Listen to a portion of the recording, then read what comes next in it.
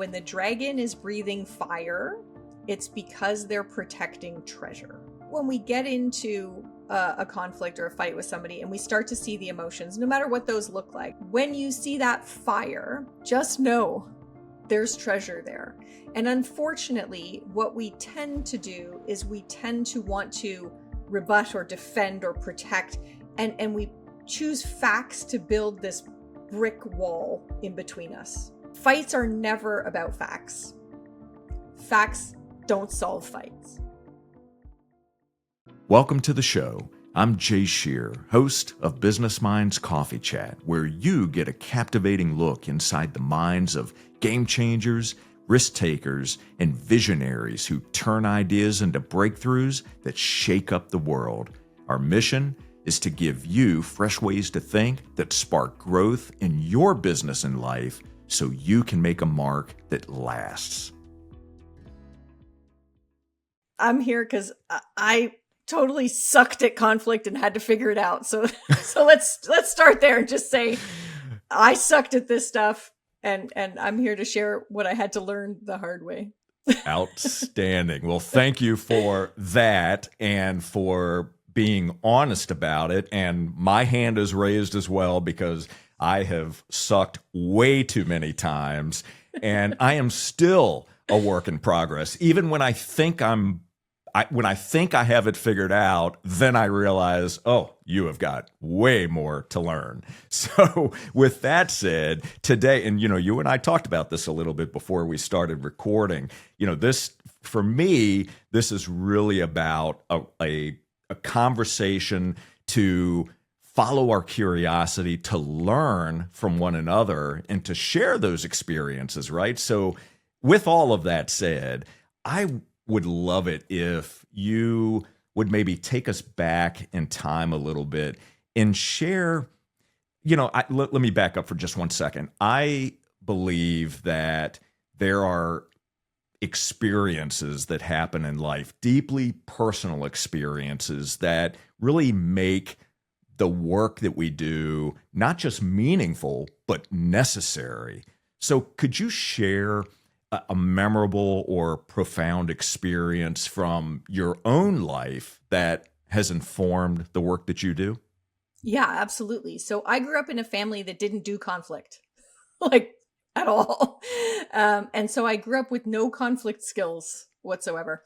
And when I got into my first job, I became a manager fairly quickly. And I had a boss who I felt really took advantage of my team and who had unreasonable expectations. And I didn't know how to advocate effectively. I really got stuck. And I got into what I refer to as conflict debt. So all these issues kind of piling up as if it was a giant credit card bill. And I didn't know how to deal with it. I kind of destroyed my credit rating. And all I could figure out to do was quit. So I just declared bankruptcy because the conflict debt was too high. But that, of course, because, we don't learn when we should learn sometimes. That wasn't when I learned the most important lesson. It was when I decided and resolved that I was going to find an organization as my second job where this was not going to happen. And I did 9 interviews at the place I ended up joining to make darn sure that there wasn't going to be any conflict there. How'd that work out? Yeah, exactly. And so the most fundamental experience was a couple of years in at that place when I got into another really awful, precarious conflict situation, still without any of the skills to deal with it. I handled it very badly. I was probably quite passive aggressive. It was just awful. That was when I learned that I needed to take ownership of my fear of conflict, of how that was destroying the team and, eating me alive. I needed to change my mindset. I needed to build a bunch of skills, and I needed to create a habit of instead of building up this huge conflict debt, like paying things off in cash as I went. So that it was that second job and the second time that I encountered really challenging conflict. That's when I had the big epiphany. And since then, my career has been really devoted to the good fight. It's changed my life at home as well, but absolutely that was the turning point. So didn't learn the first time. Nope, that would have been too easy. But at least I learned the second Absolutely. time. Well, that's, I mean, I am glad that you definitely learned the second time. Now, Yeah. I want to go back though to your family because Yeah. you mentioned that, your family didn't do conflict well, right? So give us maybe an example of how you built conflict debt in the family growing up. So take us back and share one of those stories that can give us an example of what you're referring to. Yeah, I guess the one that comes to mind is my dad did not like the idea of retiring. It was not something he was interested in. He was somebody who needed to feel vital. He was an entrepreneur for decades.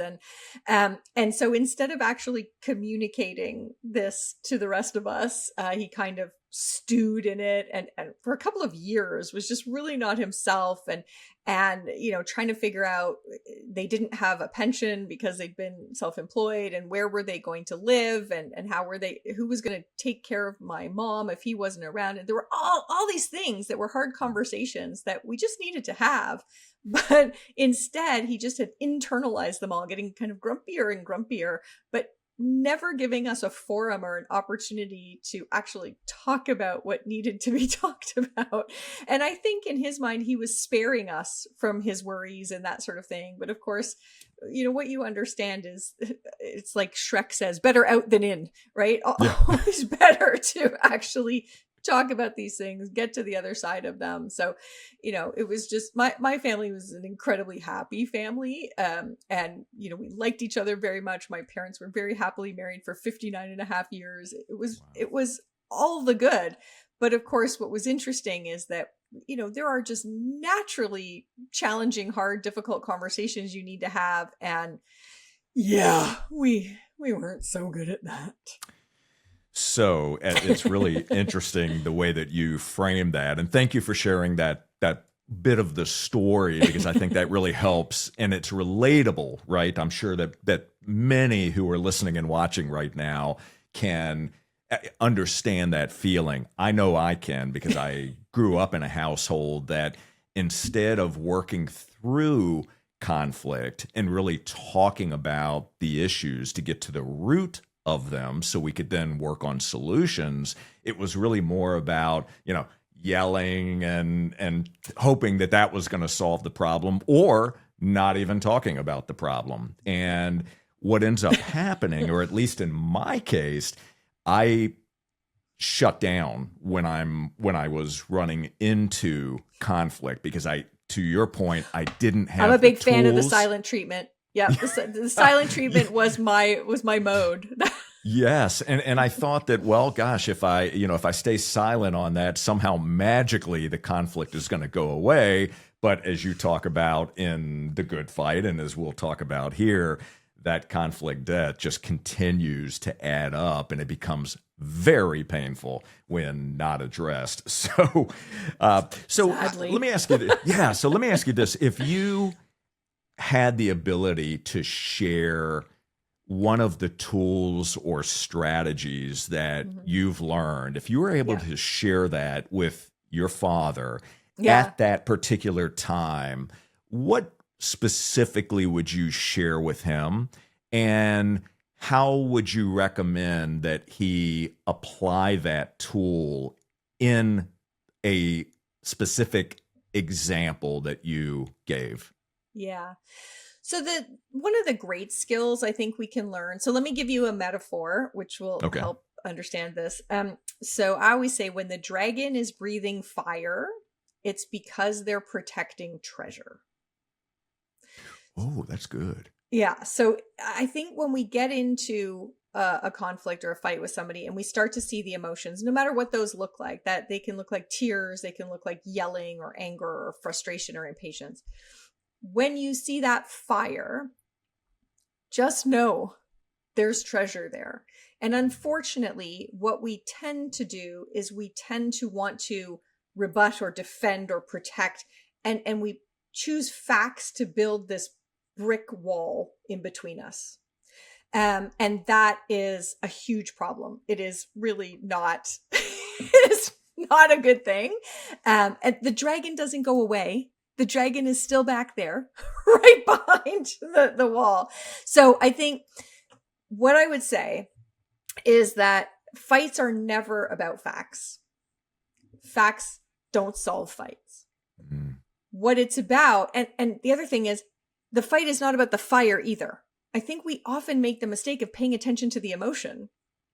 That's also not the point. It's about the treasure. So the skill and the practice that I would teach my dad, that I would actually, if I could go back in time and use this skill with my dad, it's what I call asking open drawbridge questions. So if you can convince the dragon to open the drawbridge for you and draw you a map to the treasure, then you get to the stuff that's going to help you. And that, what you were talking about, that your family didn't get to the root causes. The treasure is just the root causes. So I would go back and teach him how to ask open drawbridge questions. Questions like, what's at stake here? How do you see this playing out? What's important to you? What am I missing? Right? What do I need to understand? Those kinds of questions. Now, in this case, my dad didn't need to use those questions on me. What he needed to do was use them on himself, right? To say, okay, if I'm getting upset here, if I'm stewing on this, why? What is my treasure? Why do I feel that treasure's under threat? And to answer his own questions and then share with me. What I'm really worried about is your mom being alone up here in the middle of nowhere. Like if we sell our house in the city and move up to our cottage out on the lake, what I'm really picturing and imagining is she's out here, she's isolated, you're in the city, living this big life. Who's going to care for her? And she is my treasure. And what happens to her if I'm not here? Then we could have had a wonderful conversation about that, right? We eventually got there. Took a while. So if you think about this, when the dragon's breathing fire, it's because they're protecting treasure. First of all, we need to honor people's treasure. Secondly, we need to stop trying to build a wall between us with facts. And third, we need to stop being distracted by the fire because it's not the point. And instead, we need to learn to ask these open drawbridge questions, give them that parchment and feather quill to draw us a treasure map. And then once I understood that was what had him awake at night and stewing and worried for 2 years, then, okay, now I know what we need to solve for. I never would have guessed that was the issue because in my mind, I'm like, well, if you're not here, we'll make sure she has what she needs. Duh. But he wasn't there, right? So those open drops. So first, sharing with people the dragon story so that in the moment they can be like, oh, okay, wait, Liane told me about this and I shouldn't be distracted by the fire and I shouldn't be building a wall. I should be trying to find the treasure. And then that skill and open drawbridge questions are so simple and you can just kind of learn them and memorize them and have a bunch just ready to go. So any of us can learn to use open drawbridge questions. So I think I'd give that gift to my dad. And I try and use it myself all the time. That is so powerful. And I'm thinking about, Liane, I'm thinking about all the ways that we can apply that lesson in all areas of life. I mean, I'm thinking about, in my own relationships, personally and professionally, right? But it's so interesting though, because the key to what you just said, or at least one of the keys to what you just said, is the self-reflection piece. And because you made the point to say it's not about your father asking someone else or asking you those questions. It's about the self-reflection, right? And so getting to that point can be very challenging in and of itself, right? Because we're not often holding the mirror up to think about what role do I play in this? Well, right? We think that the other person is the dragon. So I was in Dayton recently and a wonderful gentleman. Oh my God, Nick, you were phenomenal. I loved you. And we were talking about this and the issue was about, he had a I don't know if altercation's fair, but he had a moment with his wife where they were rearranging the kitchen and he wanted to put the dishes in the cupboard near the dishwasher. Mm-hmm. And this was upsetting her and whatever. So we're talking about this.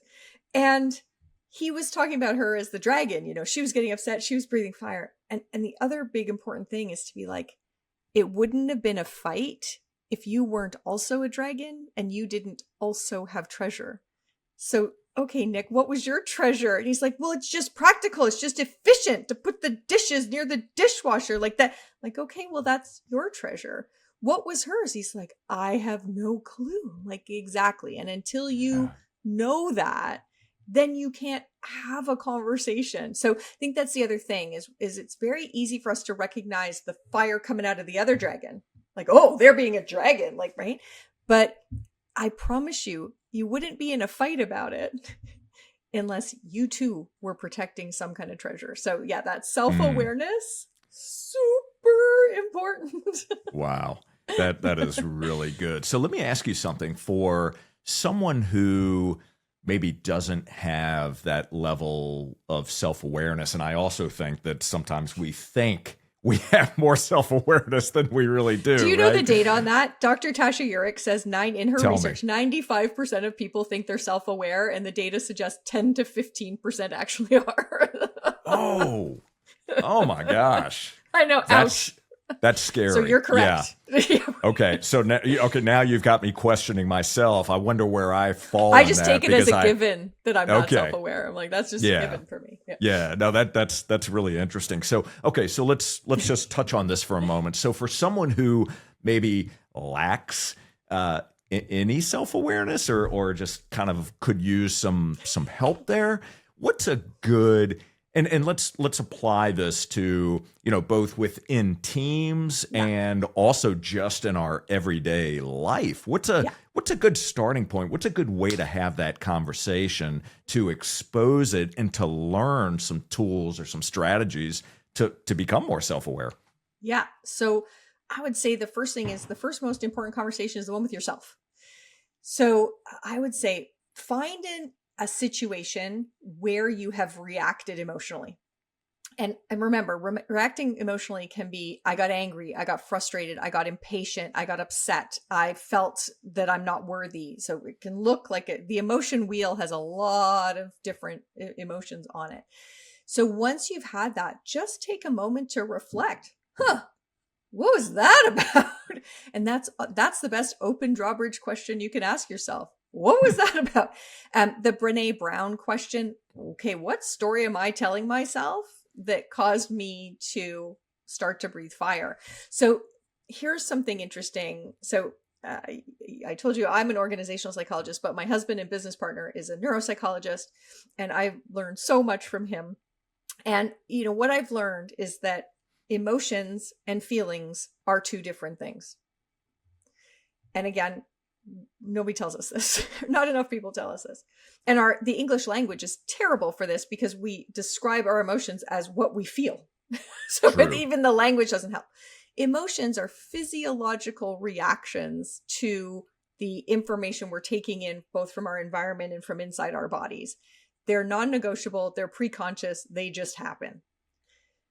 But our feelings are our cognitive stories and narratives that we create to explain why we're feeling what we're feeling in our bodies. They are very often complete fiction. They're crazy shaggy dog stories about what's actually going on. So Mike Gazzaniga has done some really cool research about humans as sense makers. So we want to make sense. So if my body is feeling very frustrated in a meeting, we want to make sense of that. We may say, well, it's because, you know, that person's totally invalidating what I'm saying. They're shooting me down. They don't like to justify our frustration.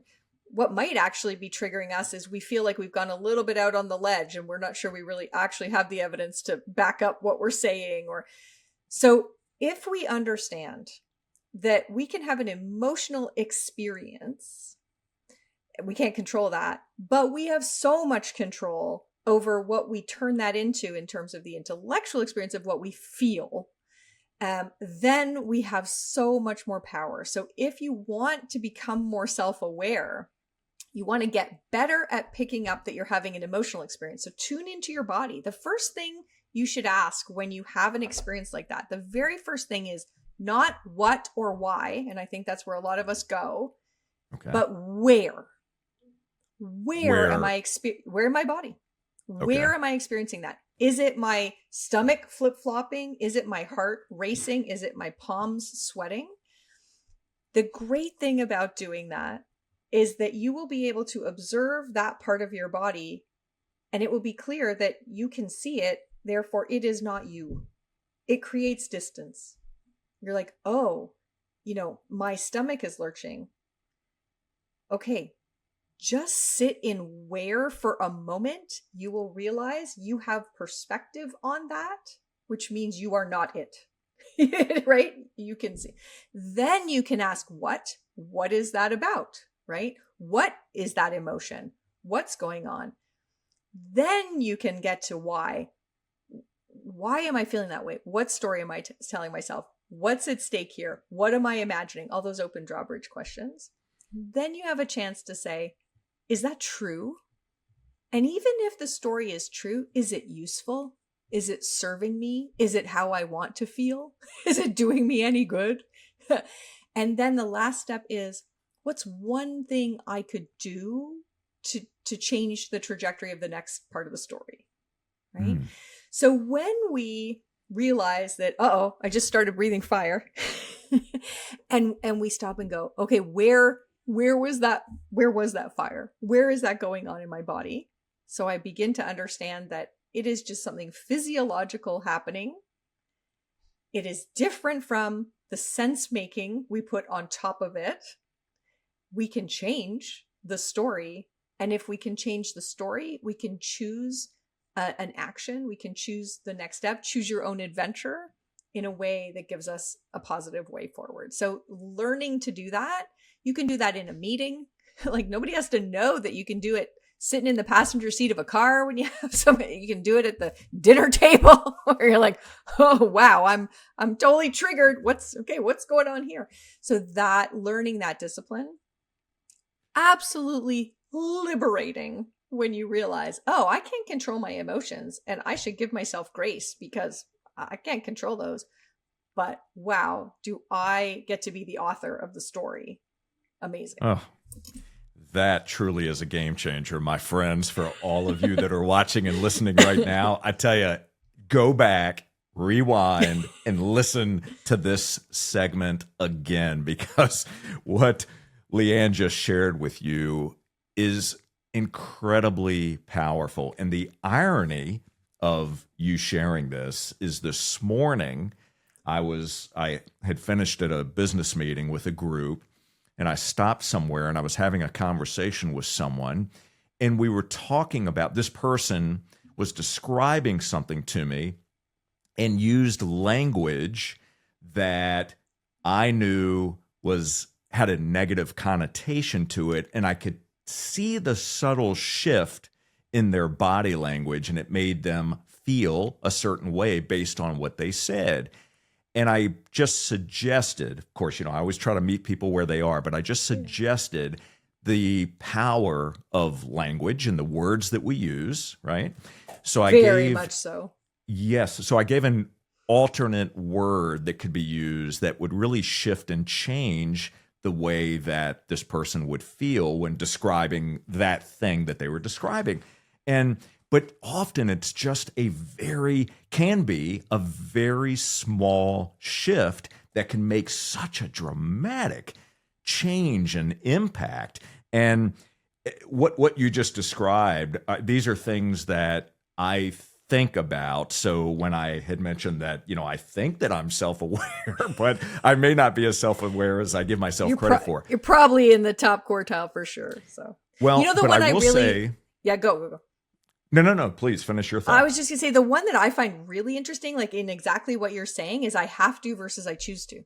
There you go. Last night I have a lot going on, more than I like to. I try very hard to never be busy because I think busy is an ineffective place.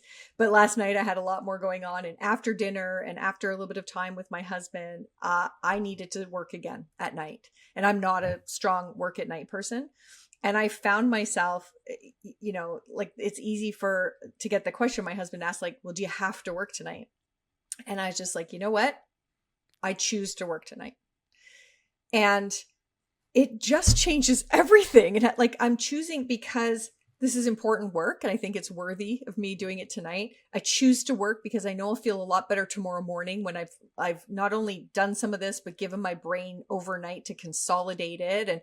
And just the word, like, I think if your listeners could just change for I have to versus I choose to, completely changes. So the emotion was the same in my body. The emotion was like, ugh, it's like 8 o'clock and I'm tired and I'm grumpy about working.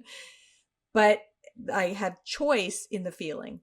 And if I say, you know what, I'm choosing to do this because it will make me feel better. I'll feel on top of things because I'm a proactive person.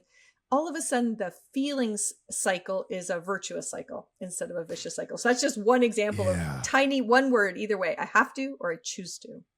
But that's such a great example. And, as you were sharing that, the fact that you changed the language and reframed it to I choose to, what that says to me is that you own your own power, right? You are in control, where if I have to, I'm giving control to something else, an external thing, right? So to me, that situation, which, it's one example, but it creates a ripple effect, right? If we continue to do that over and over again, it can really either drain our energy, drain our resources. We, have a negative outlook on things if we're always having to do something versus choosing to.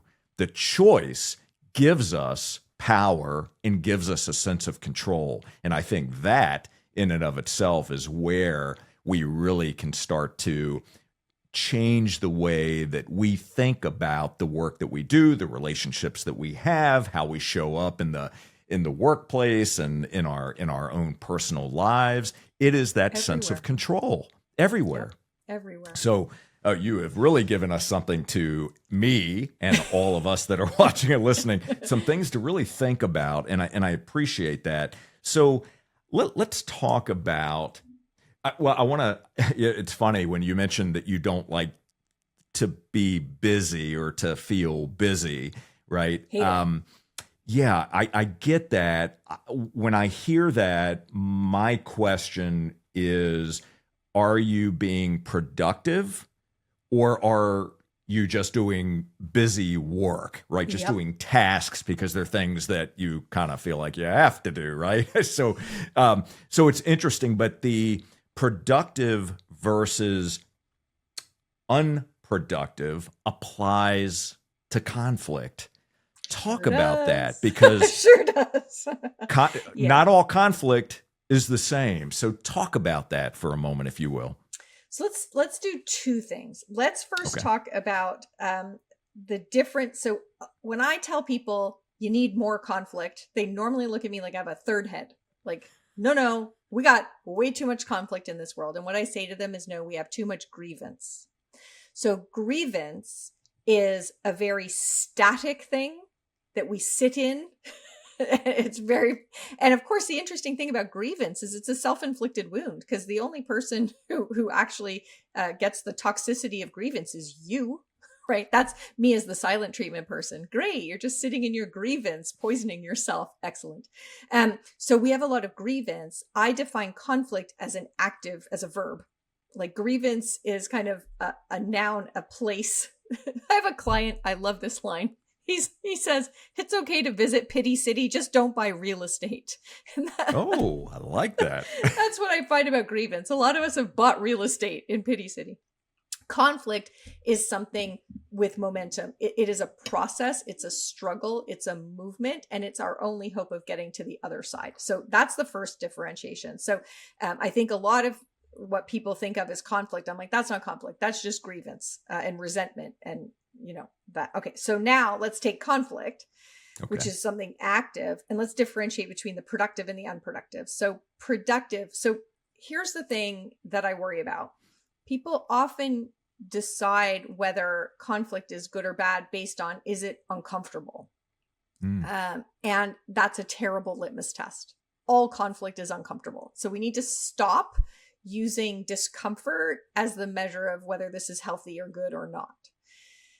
Okay, but there's two very different kinds of discomfort. Productive conflict is uncomfortable because there's a lot of tension. There's a lot of pulling you in a direction you maybe don't want to go. Productive conflict hurts like yoga. Like, I'm not sure my foot goes there. But even as you're doing it, it's making you more agile. It's making you stronger. You will feel better because of it. It is a discomfort that's a stretch. Like, I'm a sales guy and I don't want to have to think about what that means for our supply chain folks or for shipping or like, right? But okay, like, let me try and think about it that way. And let me think about how I might propose something different if I better understood that. That's tension. Very healthy. Okay.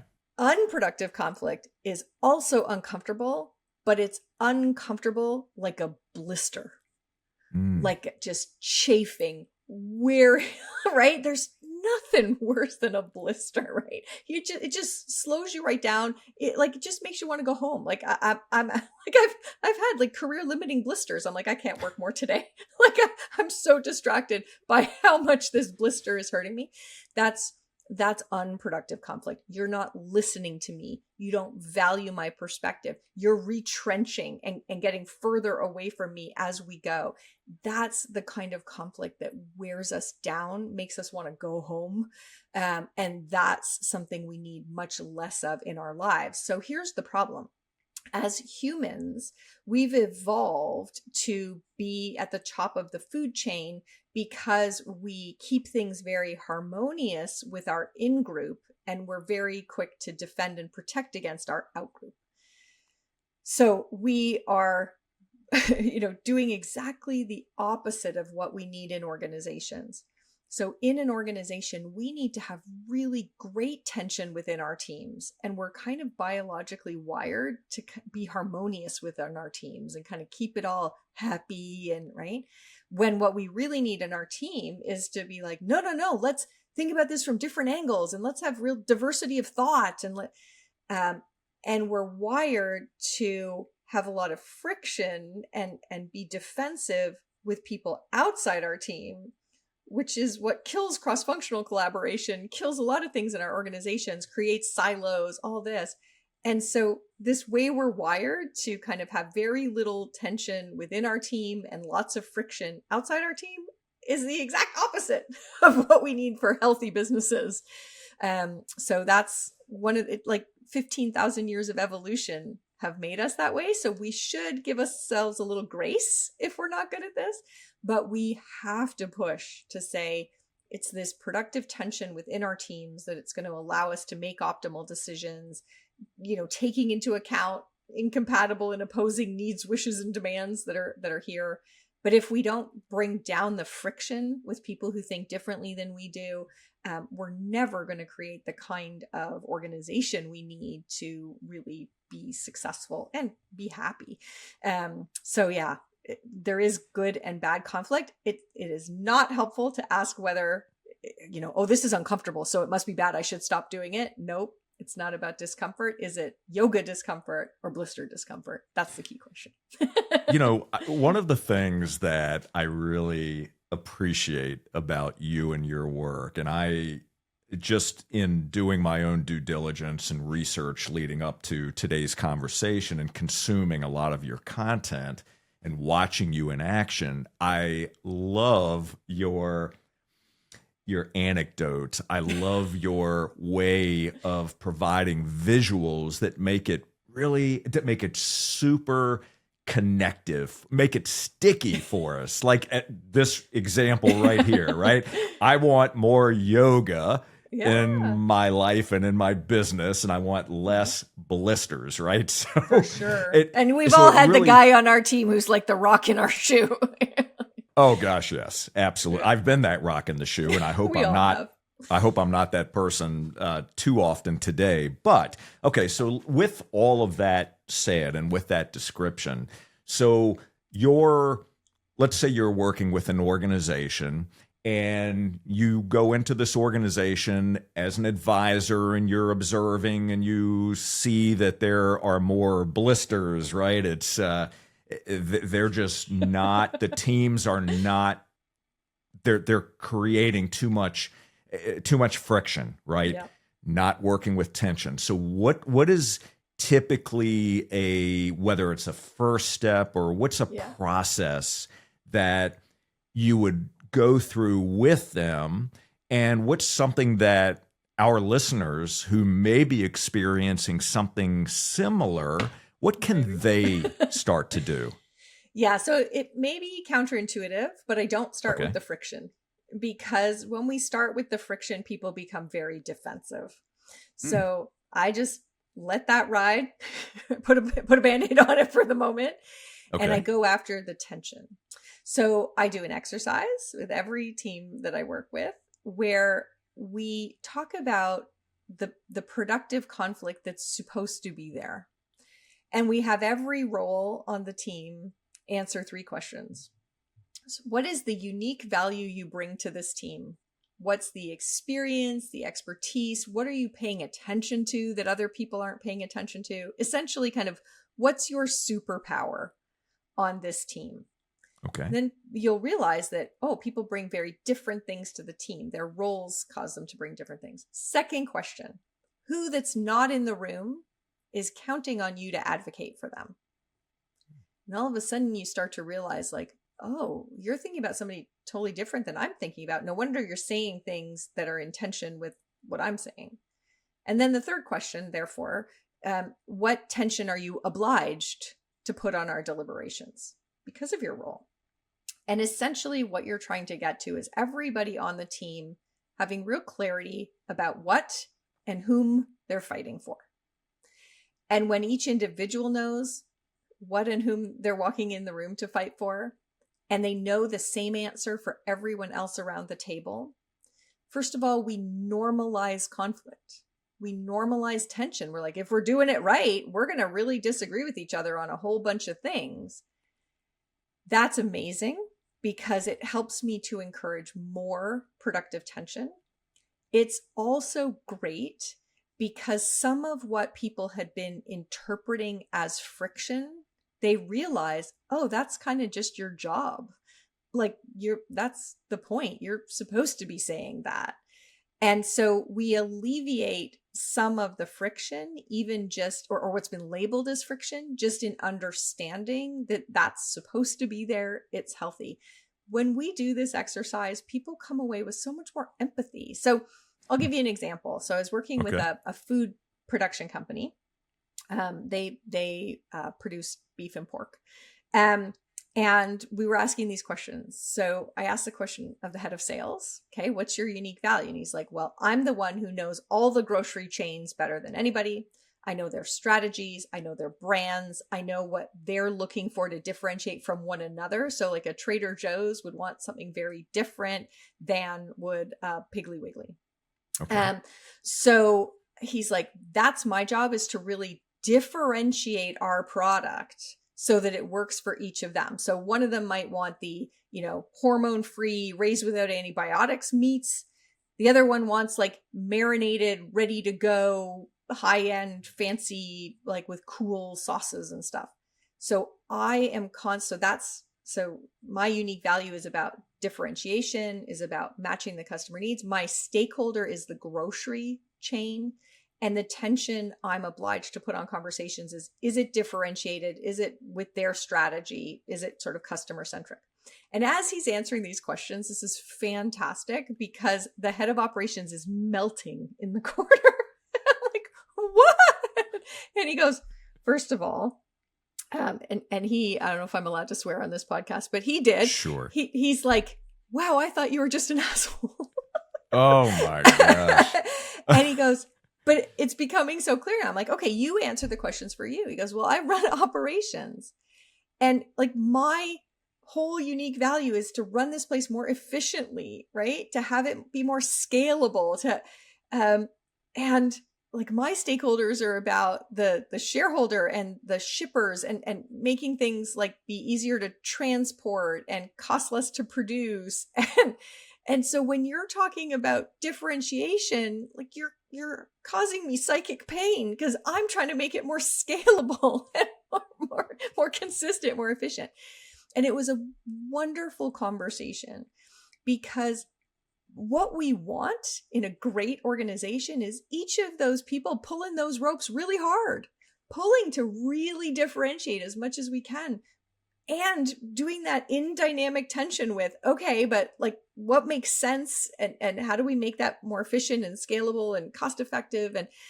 And so that kind of understanding and empathy, so that we know when we come in here and we have a good tussle, we get into a good fight, it's because we're supposed to get into a good fight. And neither one of those people is thinking about the consumer, the person who's going to actually eat the food, because it may be that, sure, this is right on brand and it would be shelf stable for ages. And so those two are happy. But the R&D person's like, that would taste terrible.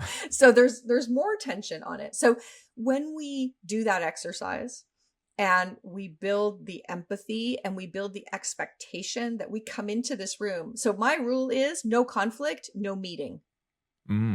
If you don't need to have conflict, if there is no tension, then it should be an email, a Google Doc, whatever else, right? No conflict, no meeting. So when we walk in knowing we're only having a meeting because we need to dynamically understand all these different perspectives and come to some optimal decision for all of our stakeholders, then so much of the friction fades away because we're so engaged around healthy tension. So that's always where I start. I love that exercise. And it's so interesting that, because I could see as you were describing this, I could see myself in the meeting room, right around a group of individuals, and everyone with different responsibilities, different ideas on how things are done in their area of responsibility. But we often, at least, there were times where I made assumptions about what someone else did or what they do in that role, or, and maybe or the don't things do. that are, or don't do, and the things that are important to them, right? Because but what I lacked was asking the right questions. To your point about the exercise that you take each of these organizations through. Now, as you were going through this, is there a particular, I don't know if this is the right way to frame the question, but is there a personality type or a type of individual where that would be more resistant to this type of exercise, or where maybe it wouldn't be as successful? That's where I guess I'm trying to go. Yeah. Is Well, people with low when it doesn't self-awareness. work, why doesn't it work? Okay, low Yeah. self-awareness. Okay. So usually it works because there aren't enough people around the table who are holdouts to actually hold back the rest of the team who are like, oh my goodness, this is so helpful. So when the rest of the team takes the high road, if there are one or two folks who are kind of, hesitant or resistant, it's hard for them to stay on the low road when everybody else is taking the high road. But yeah, when it's challenging, it's the people who, arrogant people who think they know best and who think that, their tension is the only tension that matters, right? That's a huge problem. People who don't have strong EQ, so it's hard for them to read the room, that they're sort of pulling too hard, that someone else is trying to signal to them that they're kind of overdoing it or being a little too strong. The person who wants to talk, they talk in between every other person. And so they're kind of throwing off the whole balance of the thing. So people who are kind of a little self-important, a little kind of in a bit of a bubble from what else is going on. The people who are great at this are people who can understand that this has to be dynamic. It requires listening. It requires changing your position, being clever about how learning more about what the grocery chain wants creates the best creativity and innovation in you about how you might make that work for the shipping company, right? Like those are the people who do well. And the people who are like, well, this is just the right answer. So like, what can I tell you? This is the right answer. Those are the people where, all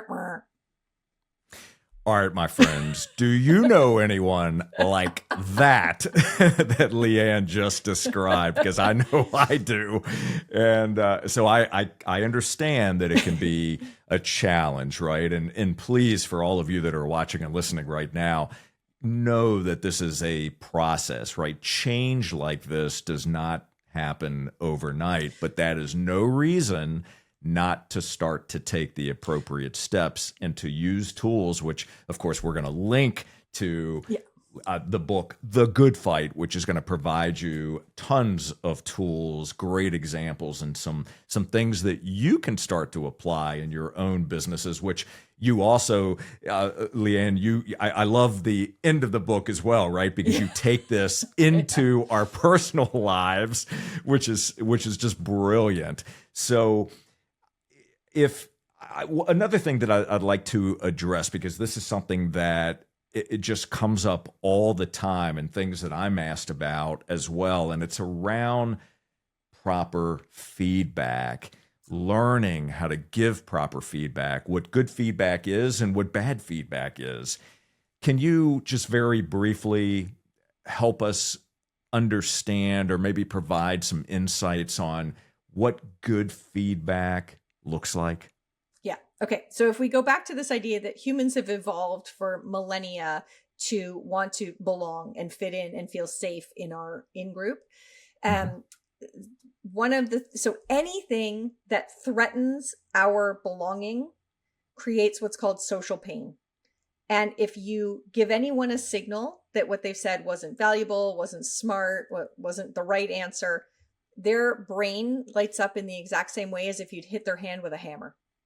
Okay. So when we do what we call feedback, but actually we're just judging the person, what we're doing is sending them a signal: you don't belong, I don't value you. And that's excruciating for humans. And it's not a place from which we learn. So feedback is something very specific. It's giving somebody new information about how their choices affected you. And that's all it is. It's not telling them that it was good or bad or right or wrong or worthy or unworthy. It is saying you made this choice. So your presentation had 7 graphs and no images. I found by the 7th graph, my eyes were glazing over. I was wanting to look at my phone. That's a piece of feedback. So feedback is a very specific thing. You objectively describe a choice or a behavior of theirs, and then you subjectively describe a feeling or a thought or a reaction of yours. That's feedback.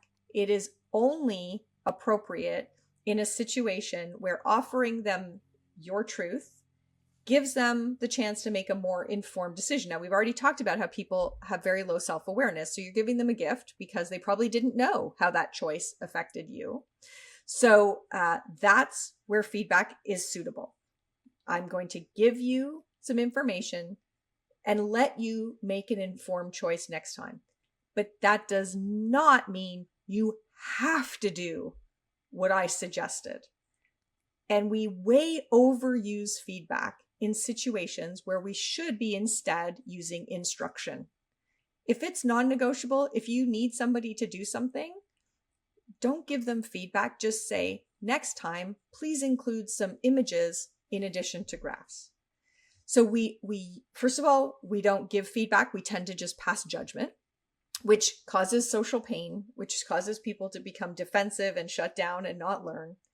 If we could give them feedback where we're giving them novel insight about how their choices affect you, that would be amazing. But that's only a subset of cases where that's what's needed. And we have to switch to other things like advice and instruction and coaching and evaluation and consequences. We need to have a much broader set of development dialogues. On my website, I have a whole tool on feedback and then when to use these other things. So I think it's a huge opportunity for people. We're really messing it up on feedback.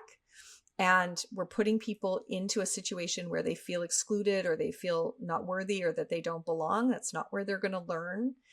So we got to get better at feedback, but we also have to get better at having a lot more tools in our toolkit than just feedback. It's one tool, but that's all. Thank you so much for sharing that. That is, I love your ability to articulate things in not only a way that I can understand it, but that it's memorable, right? It's something that I can start to put into practice immediately. And that's why I knew today's conversation was going to be so valuable and worthwhile, and that you were going to bring so much great insight. And I know that everyone that's watching and listening right now has received just a treasure trove of great information to work from. And I thank you for that. So as we are wrapping up our conversation, I've got a final question for you, but I also have an ask. Okay. And here is my final question first. I feel like I'm on a game show. It does kind of seem like that. You want door number one, Liane, or door number two? So maybe I should ask that differently. But so here it is. I would love it if you would share what one of the greatest gifts that life has given you that you didn't realize at the time. So this is outside of family. Yeah. One of the greatest gifts that life has given you that you did not realize at the time. Well, I think this whole idea that, when life showed me that I needed to learn how to have conflict, like it knocked me down. It knocked me on my butt. Like it was not a pleasant thing to learn. And usually the wonderful things that the universe gives you are not very pleasant in the moment. You're like, oh, thanks for that gift. But truly, what a gift, because once you're not afraid of the discomfort of conflict anymore, you are so liberated and so one of the reasons I can do the job I do is it doesn't scare me that something might get uncomfortable. Well, what a gift. And so now I'll be planning for a session that, my client, the CEO, knows is going to be uncomfortable. And they're like, well, what if something goes wrong? I'm like, well, it's like if you take your car to the mechanic, you kind of, when you got the mechanic in the car, you want it to go clunk. Because if it doesn't, it like, what a waste. I'm like, it's fine. I'll be in the car with you. If it goes clunk, we're good. Like that.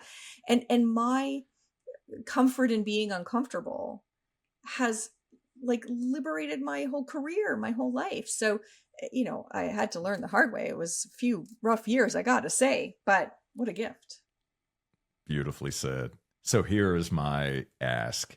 I would love it if you would give all of us, including me, a challenge, something that you would challenge us to do starting today. It could be personal, professional, whatever you choose. Okay, well, this challenge can be applied to either. So okay. I want you to think about one place in your life you are in conflict debt. Where is there grievance you are sitting in? Where is there an issue that has been left unresolved? And I want you to at least go make the minimum payment. You may not pay the whole thing off. You may even have to start with trying to repair your credit rating with that person. But I want you to think about one conflict debt and one step you can take to start paying off that balance, because it is wearing you down. It is using so much of your cognitive energy, but it's also draining your energy and triggering your emotions all the time. And we are so burdened by conflict debt. So that's my challenge to you, is pick one and go make a payment. Such a great challenge. And I'm thinking of a couple right now for myself that I'm going to work on. And I just want to remind everyone that when there's no change, there's no change. So be prepared to do the work. That's the only way that you are going to change and move forward. And Liane, I want to thank you so very much for joining us today on Business Minds Coffee Chat. What a fantastic, brilliant conversation. Thank you for really pulling the curtain back, sharing part of your own personal story, and just providing so much value for us. I truly am grateful. Thank you. Oh, thank you for the amazing questions. It's inspiring to think about these things from different angles. And so I had so much fun. As did I. And my friends, for all of you, I want to thank you so very much for watching and for listening. And I do have a super quick favor. Would you please take a moment to subscribe, rate, and leave us a review on Apple Podcasts? I would love it if you would share maybe one key takeaway from this particular episode. In whatever you share with me, I'm going to share with Liane as well. Please. And yes, I can't wait to hear your stories. Absolutely, for sure. And to listen to more episodes, all you need to do is visit jscherbusinessconsulting.com, click that podcast button.